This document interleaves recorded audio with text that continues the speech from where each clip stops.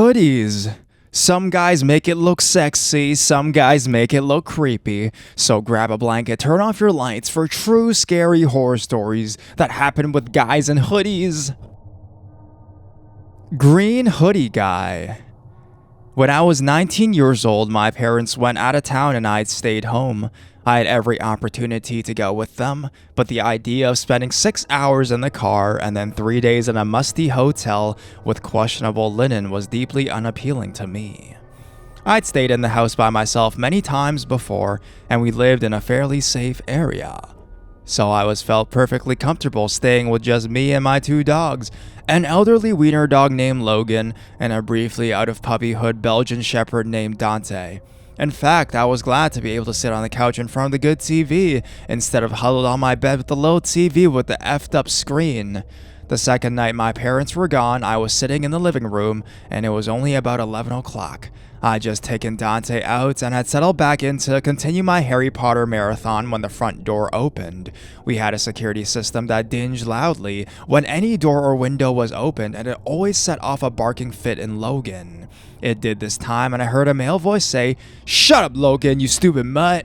It was not a voice I recognized, and I immediately noped the heck out, bolted out the side door without even grabbing my phone or putting on my shoes. Dante followed me out the door, but to my knowledge, Logan never even poked his head out of his crate. I would have been shocked if he had. He was old and cranky.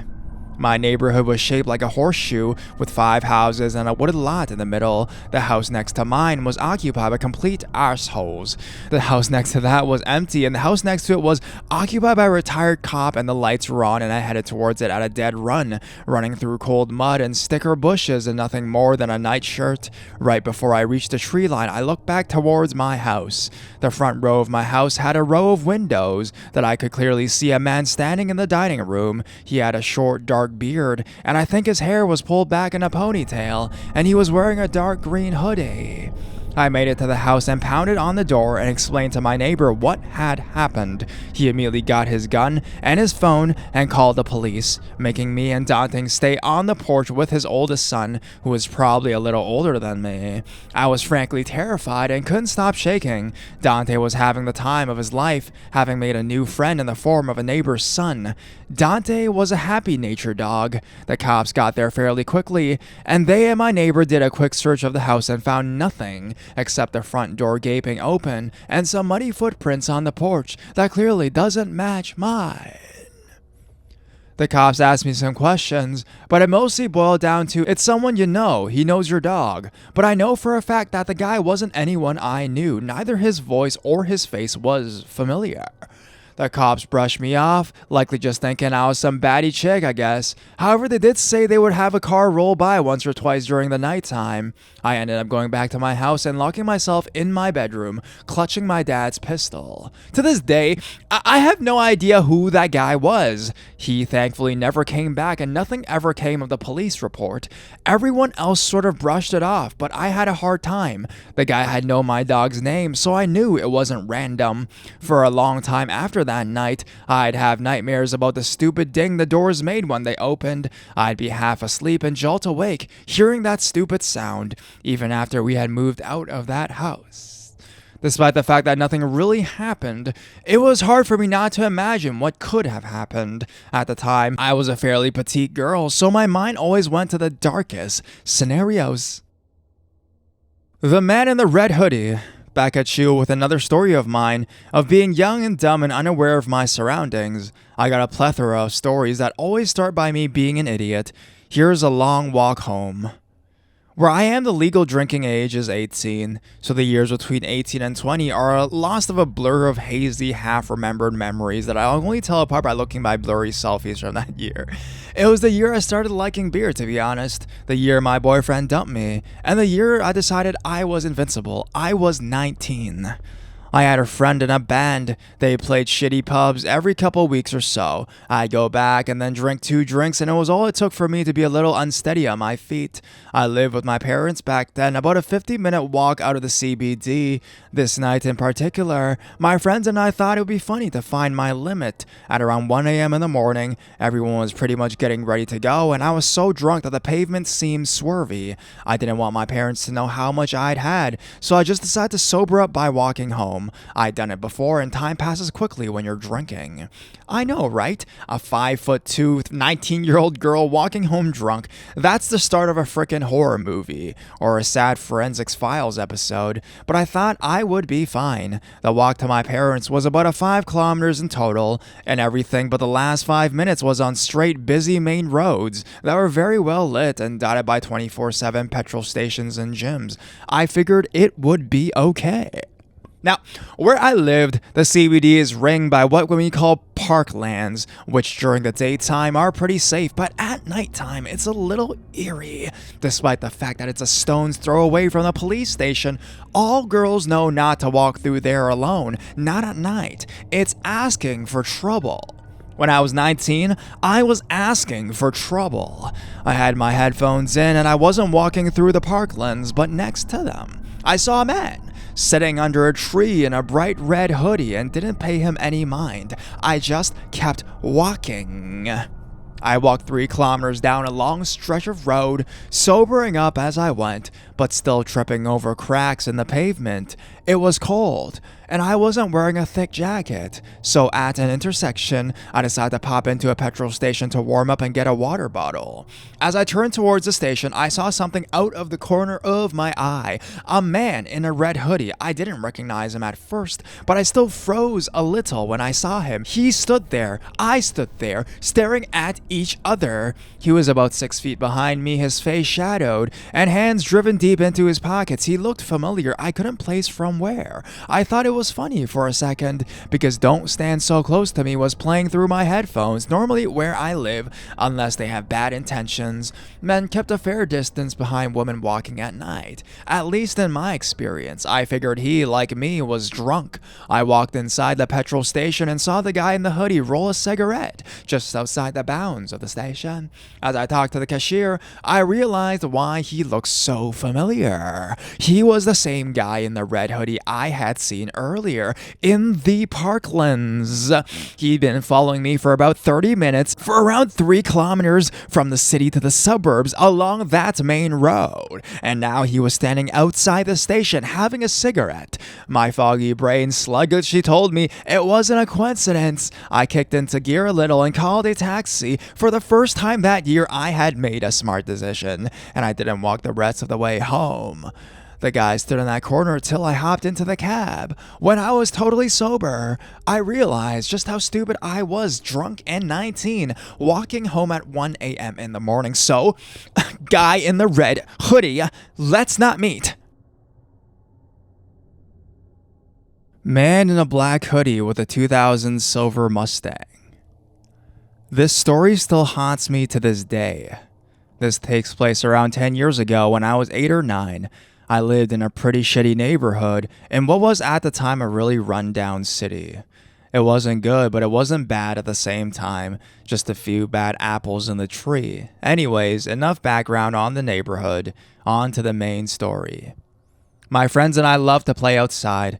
It was the only thing that we could do. No one in the neighborhood could really afford any sort of electronics or any sort of fun machine to play with. We loved to just run through people's yards, cutting through houses, if they just so happened to leave their doors open. Now looking back on it, it's probably the dumbest things kids our age could do, living in a neighborhood like that. This story has nothing to do with running in people's houses. Just wanted to let you know how dumb of kids that we were. Well, on one fateful day, we were playing hide and seek with 4 of us hiders and 1 of us a seeker.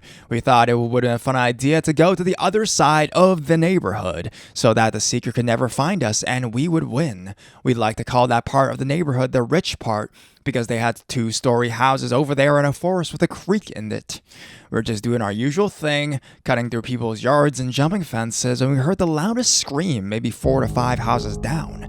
After hopping off the fence that we had just jumped, we all stopped and looked around wondering where it came from. I noticed that one of our hiders weren't with us anymore. 3 of us left. "Where's Isaac?" I exclaimed. We heard the scream again. I pointed towards where the sound came from, and we all jumped back over the fence we had just jumped and ran towards that scream. When we thought we got to the spot where the screaming was coming from, there was nothing but an empty plot of land and the forest. We all started to get scared. Did Isaac get lost in the forest? Did he get taken back there? Then we heard the scream again. It was definitely Isaac. I decided to be the man of all the other 8-year-old kids and go into the forest to make sure Isaac was okay.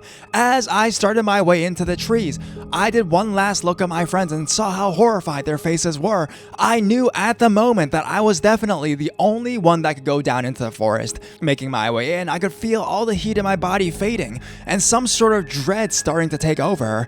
As I walked further in it, starting to get darker and harder to see. I was yelling my friend's name. He responded in the most shaken up voice, "Down here, be quiet." I finally got to him and asked him what happened. He told me the story of how he got tired of running and decided to take a break on the curb to catch his breath, and that instead of being out in the open and risking the chance of being caught, he decided to go into the woods and hide. He said that after 5 minutes after he sat down, he heard talking. Nothing that he could make out, just random nonsense. He looked around to see a man in a black hoodie hiding behind a tree on the other side of the creek staring at him. But the man took off before my friend could even go up to run away. And this is where he said he started screaming at the top of his lungs and hid somewhere else in the forest. Which is now where we are, hiding.